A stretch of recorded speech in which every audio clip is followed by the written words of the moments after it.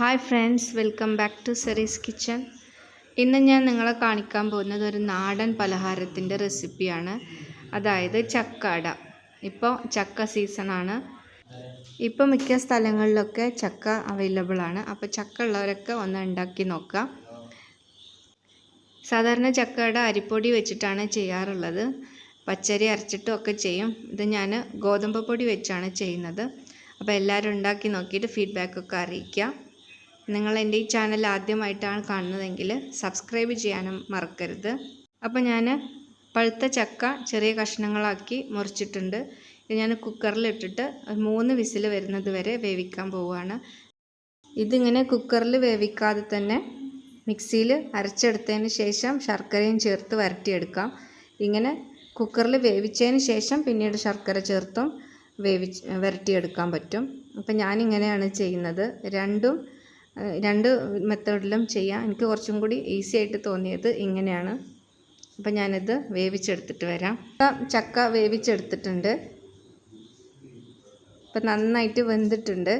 ഇനി ഇതിലേക്ക് നമുക്ക് മധുരത്തിന് ആവശ്യമായിട്ടുള്ള ശർക്കര ഉരുക്കിയത് ചേർത്ത് കൊടുക്കാം. അല്ലാതെ ഇപ്പം ഞാൻ ചെയ്യുന്നത് ശർക്കര അച്ചി ഇതിലേക്ക് ചേർത്ത് കൊടുത്തിട്ട് ഉരുക്കിയെടുക്കുകയാണ് ചെയ്യുന്നത്. ഇതിലധികം കച്ചറയൊന്നും ഉണ്ടാവാറില്ല. പൊടിയും കല്ലൊന്നും കണ്ടിട്ടില്ല അരിച്ചെടുക്കുന്ന സമയത്ത്. അപ്പോൾ ഇങ്ങനെ നേരിട്ട് ചേർത്ത് കൊടുത്തിട്ട് വേവിച്ചെടുക്കുകയാണ് ചെയ്യുന്നത്. അപ്പോൾ ഇനി ഇത് വീണ്ടും നമുക്ക് സ്റ്റൗവിലേക്ക് വെച്ച് തിളപ്പിച്ചെടുക്കും. അപ്പോൾ ഈ ശർക്കരയൊക്കെ നന്നായിട്ട് ഉരുകി കിട്ടും.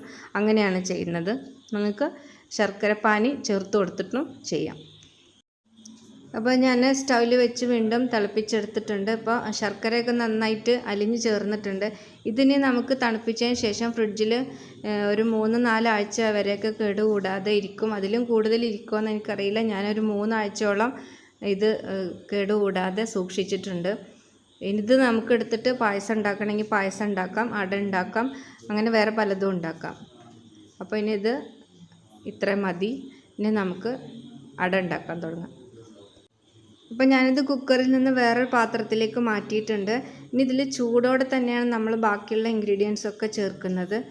ഇത് ഒരു അല്പം ഉപ്പ് ചേർത്ത് കൊടുക്കുന്നുണ്ട്. ആ മധുരം ഒന്ന് ബാലൻസ് ചെയ്യാൻ വേണ്ടിയിട്ട് കുറച്ച് ഉപ്പ് ചേർത്ത് കൊടുക്കാം. ഉപ്പ് ചേർത്ത് നന്നായി ഇളക്കി യോജിപ്പിച്ചതിന് ശേഷം തേങ്ങാക്കൊത്ത് ചേർത്ത് കൊടുക്കാം.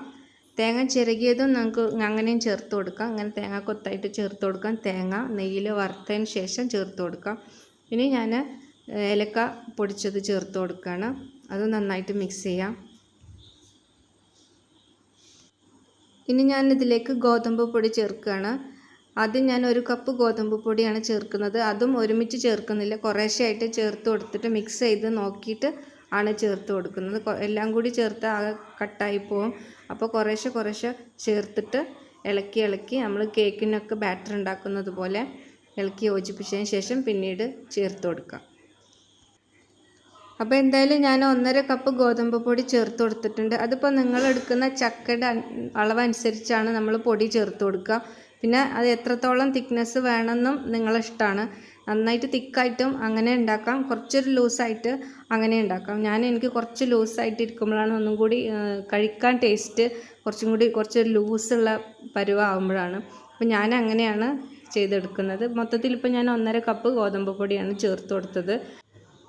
ഇപ്പോൾ ഇത് ഈ ഒരു പരുവത്തിനാണ് ആക്കിയെടുത്തിട്ടുള്ളത്. ഇനി ഇതിലേക്ക് നിങ്ങൾക്ക് വേണമെങ്കിൽ കുറച്ചും കൂടി പൊടി ചേർത്ത് നമുക്ക് കൈ കൊണ്ട് ഉരുട്ടിയെടുക്കാൻ പാകത്തിന് അങ്ങനെ ആക്കാം. ഇപ്പോൾ ഞാനത് സ്പൂൺ കൊണ്ട് കോരിയിട്ടാണ് ഞാൻ ഇലയിലേക്ക് ആക്കുന്നത്. അതിന് വേണ്ടി ഞാൻ വഴണയില എടുത്ത് വെച്ചിട്ടുണ്ട് ഇവിടെ. ഇത് നിങ്ങൾക്ക് വഴണയിലയിൽ ഉണ്ടാക്കാം. പിന്നെ നമ്മളിവിടെ പൊടിയണി പറഞ്ഞിട്ട് ഇല കിട്ടും, അതിലാണ് ഞങ്ങൾ സാധാരണ ഉണ്ടാക്കുക. ഇവിടെ വഴണയിലയിൽ ഞാൻ ആദ്യമായിട്ടാണ്.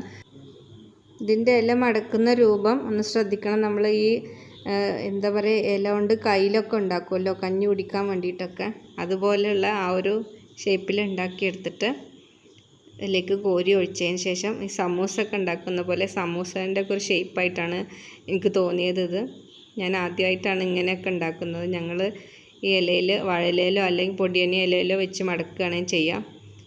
ഇവിടെ ഞാനൊരു ഹോൾ ഉണ്ടാക്കാൻ വേണ്ടി നോക്കി, പക്ഷെ അത് സക്സസ് ആയില്ല. അതിൻ്റെ ഉള്ളിലേക്ക് തിരികെ വെക്കുന്നതാണ് ഏറ്റവും നല്ലത്. അതാണ് ഒന്നും കൂടി സെക്യൂറായിട്ട് അവിടെ ഇരുന്നോളും. അങ്ങനെ ഒരെണ്ണം ചെയ്തെടുത്തു. ഇനി ബാക്കിയും ഇതുപോലെ ചെയ്തെടുക്കാം. എൻ്റെ കയ്യിലുള്ള ഇലയിൽ അധികവും ചെറിയ ഇലകളാണ്, വലിയ ഇല കിട്ടിയില്ല. അത് കാരണം ചെറിയ കുറേ അടകളായിപ്പോയി. അപ്പോൾ നമുക്ക് എന്ത് ചെയ്യാം, ചെറിയ അട ആകുമ്പോൾ കുട്ടികളെ പറ്റിക്കാൻ വേണ്ടിയിട്ട് ചെറിയ കൊടുക്കാം കുട്ടികൾക്ക്. ഇതുപോലെ ഇങ്ങനെ തിരികെ വെച്ച് കഴിഞ്ഞാൽ പുറത്തേക്ക് വിട്ടു പോരൊന്നുമില്ല, അതങ്ങനെ വെച്ചാൽ മതി. ഈ ഇലേൻ്റെ ഒരു പ്രത്യേക ടേസ്റ്റും ഈ അടക്കുണ്ടാവും. ഈ ഇല കിട്ടുമെങ്കിൽ അതിൽ തന്നെ ചെയ്തെടുക്കാൻ നോക്കുക. ഇത് നമ്മൾ വഴനയില എന്നല്ല ഞങ്ങളുടെ ഇവിടെ പറയാം, കറുവപ്പട്ടൻ്റെ ഇല എന്ന് പറയും, വഴനയില എന്നങ്ങനെ പറയാറില്ല. അപ്പോൾ ഇതാണ് സംഭവം. അപ്പോൾ വഴനയില തികയാതെ വന്നപ്പോൾ, തികയാതെ വരികയെന്ന് വെച്ചാൽ ബാക്കി എൻ്റെ കയ്യിലുള്ളതൊക്കെ ചെറിയ ഇലകളാണ്. അപ്പോൾ ഞാനത് മാറ്റി ബാക്കിയുള്ളത് ഉണ്ടാക്കാൻ വേണ്ടിയിട്ട് പൊടിയനി ഇല എടുത്തു. അതിൽ ഇതിങ്ങനെ വെച്ചൊന്ന് പ്രസ് ചെയ്ത് കൊടുത്താൽ മതി. അപ്പോൾ ഞാനൊരു 2 എണ്ണം അങ്ങനെയും കൂടി ചെയ്തെടുത്തു.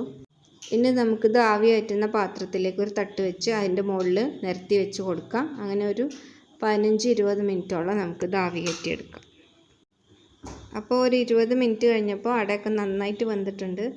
കുറേ അട ഉണ്ട്, അടൻ്റെ കുട്ടികളുണ്ട്, എല്ലാം ഉണ്ട്, ഒക്കെ നന്നായിട്ട് വെന്തിട്ടുണ്ട്. ഇനി നമുക്ക് ചായൻ്റെ കൂടെ നല്ല അടിപൊളി സ്നാക്കായി.